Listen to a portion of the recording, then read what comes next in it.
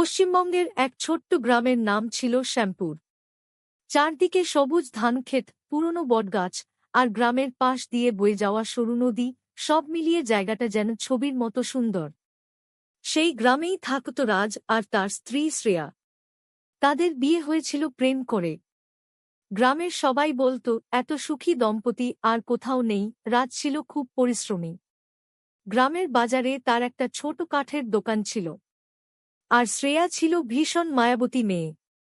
সে নিজের হাতে রান্না করত, সন্ধ্যায় উঠোনে প্রদীপ জ্বালাত, আর রাজ বাড়ি ফিরলেই হাসিমুখে জল এগিয়ে দিত। তাদের ছোট্ট বাড়িটা ছিল গ্রামের একদম শেষ প্রান্তে। বাড়ির পেছনে ছিল এক বিশাল পুরনো বটগাছ। সেই গাছ নিয়ে গ্রামের লোকেদের মধ্যে অনেক গল্প প্রচলিত ছিল। কেউ বলতো রাতে সেখানে কান্নার আওয়াজ শোনা যায়। কেউ বলতো সাদা শাড়ি পরা এক মহিলাকে নাকি গাছের নিচে দাঁড়িয়ে থাকতে দেখা যায়। কিন্তু রাজ এসব বিশ্বাস করত না।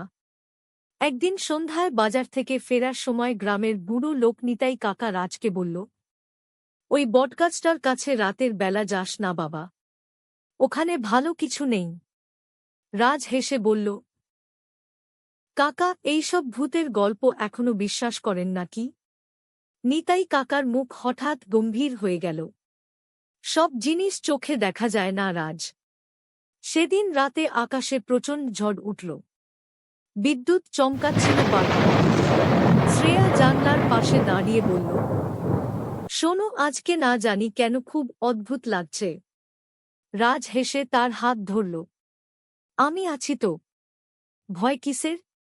ঠিক তখনই ঠক ঠক ঠক, বাড়ির দরজায় কেউ যেন ধীরে ধীরে কড়া নাড়ল। রাজ দরজা খুলতেই বাইরে কাউকে দেখা গেল না। শুধু ঠান্ডা হাওয়া ভেতরে ঢুকে পুরো ঘর কাঁপিয়ে দিল। দূরে বটগাছটার দিকে তাকিয়ে রাজ দেখল যেন কেউ দাঁড়িয়ে আছে। সাদা কাপড়, লম্বা চুল, আর দুটো জ্বলন্ত চোখ। রাজ এক মুহূর্তের জন্য থমকে গেল, কিন্তু আবার তাকাতেই কিছুই নেই। সেদিন রাতেই প্রথম অদ্ভুত ঘটনা ঘটল। মাঝরাতে শ্রেয়ার ঘুম ভেঙে গেল। সে শুনতে পেল কেউ যেন উঠোনে হাঁটছে। টুপ টুপ টুপ। সে রাজকে ডাকল, শোনো, কেউ বাইরে আছে।